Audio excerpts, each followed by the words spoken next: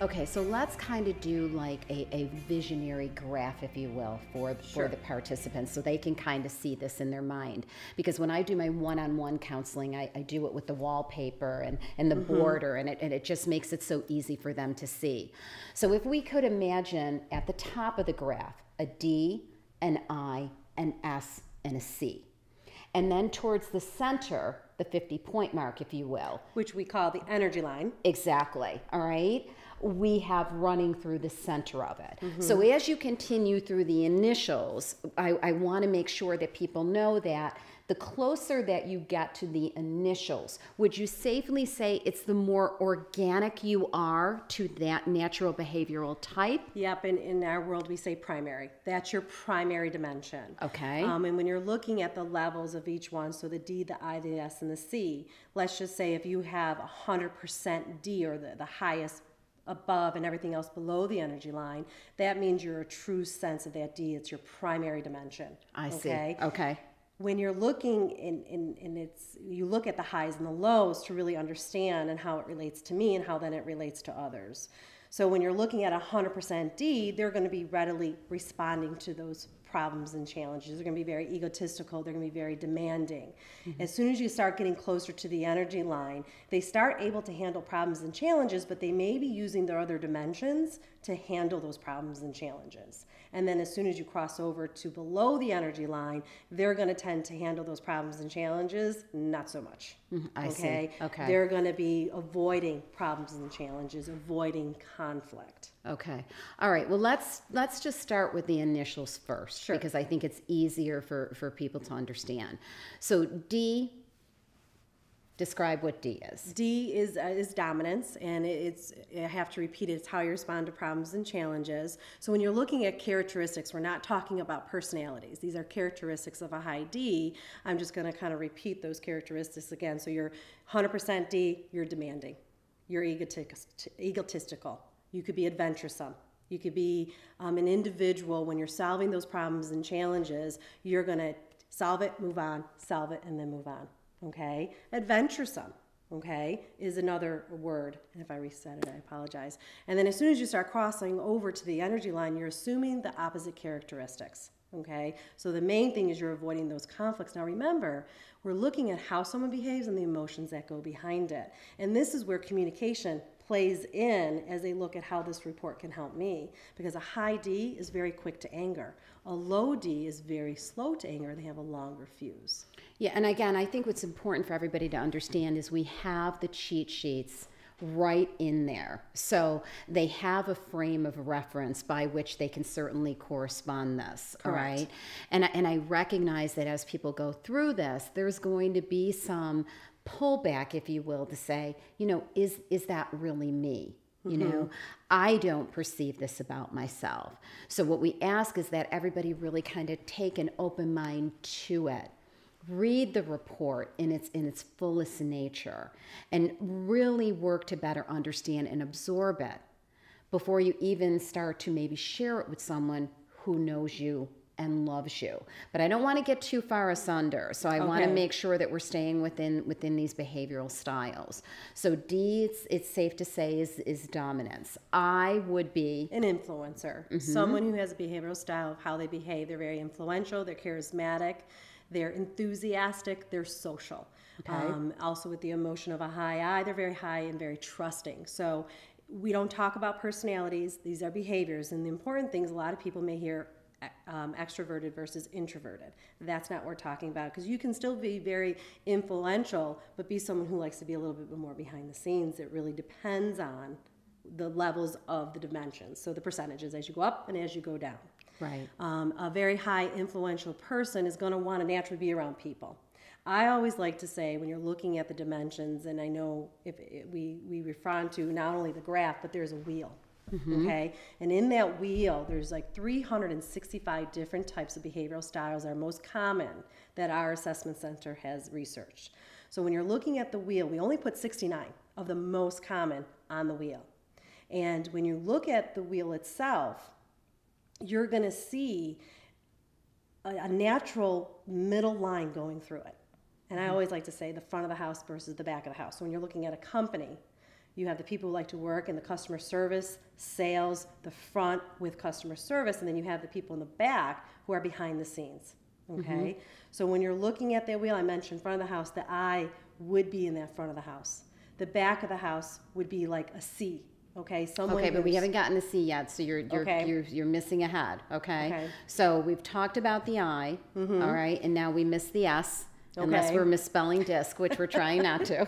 Okay, so that would not be good. All right, so an S personality, if you will, behavioral. Let's take a little break. Okay, so as far as the S goes, better define that for me. The S stands for steadiness. Okay. It's how you respond to the pace of the environment.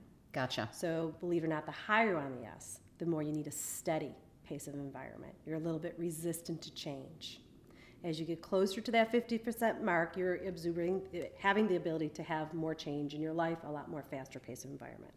What I always like to say, I'm a 60% S. Who knew it? I worked in retail all my life. You know, and you have to work multitask and everything like that. And I thought I was a great multitasker. But at the end, I really wasn't a great multitasker. So when you're looking at a 60% S, they can probably do 3 or 4 things at a time. 100% S, 1 or 2. Yeah. Right below that energy line, now we're talking likes and seeks change. They're multitaskers. Really low S's, they might be really great multitaskers, but they're also the ones that are leaving a trail behind them and maybe need someone to pick that trail up. Yes, fascinating. Does that make sense? Perfect sense. Yeah. Perfect sense. So we have the last one, and that's a C. And that is for compliance. Yes. How you respond to policies and procedures set forth by others. The higher you are on that C, the more you're going to need those policies and procedures. Like the police officer who pulled me over and still gave me a ticket. Absolutely. When I used my high I. And I was totally not successful in doing that. $250 later and two courses. Oh, unfortunately. You didn't know anybody that you can, No, I say didn't. their I name? just used that I. And it didn't work on him. And He could have cared less about my influence. Because he's compliant. He's a rules and regulations person. Absolutely. And as you get closer to the energy line, you're the person who either is making those rules, need a little bit rules, but you're the creator of them. And then as soon as you drop over to that energy line, you could be a rule breaker. You don't need a lot of policies and procedures. Right. Okay. So basically what we're talking about, just to kind of do like an overview, is we're talking about 4 primary dimensions that consist of a D, an I, an S, and a C. And we have both a graph and a wheel that they're going to have the opportunity to observe and better understand. And what's fabulous about this instrument is it's going to take that general overview that is really part and parcel of the many pages that they're going to go through. And then what it's going to do is it's going to really break it down into its derivatives or fragments. Because as we talk about your ingredients or your behavioral DNA, it's going to really help you better understand things about yourself that you want to take notice of. And I'm just consistently amazed about how many people work and all they do is adapt or change based on the company that they chose or the occupation that they decided to go into, because for some strange reason they thought they couldn't be who they are and find great life's work. Maybe a family member was an attorney, so they decided to be an attorney. I mean, there's a multitude of different things that potentially can be happening. And what we see is when people adapt too much to a particular occupation, that's when health problems occur. Absolutely. Anxiety, uncomfortability. Hey, we all have to adapt. We all have to change. You do. Everyone has a natural style and that adaptive style. And the adaptive style is for the reason of putting yourself in uncomfortable situations. And that's life. Because that is life. Yeah. More so than ever before. Exactly, yes. But if you find yourself adapting too far away of who you are as a person, and when I say too far away as a behavioral analyst, I always like to look at that wheel or look at the percentage gap, and you should only really be within 2 points, if you will, like 20%, let's just say. Or if you're looking at that wheel, like if you're 5 quadrants, little squares away from who your natural style is, that is a question for discussion. Okay, I don't want red signals going off. I don't want people saying, oh my God, something's deadly wrong. It really is just a conversation that you need to have with yourself or additional counselors or coaches to say, what's going on here? Exactly. Okay? Am I working in my adaptive environment? and I need to go back to my natural state. Or to some people, if they're natural, but they like an environment that's not who they are, they just have to recognize that. Right. That they're putting and stretching muscles on an ongoing basis. Exactly. So in summation, we have provided this instrument as a scientific way to answer and to solve the question of, I don't know. Even for the people who think they know. Because how many people have we counseled that said, this is who I am and this is what I want to do? And inevitably, they find out that they're surprised about what they didn't know. Right. You know.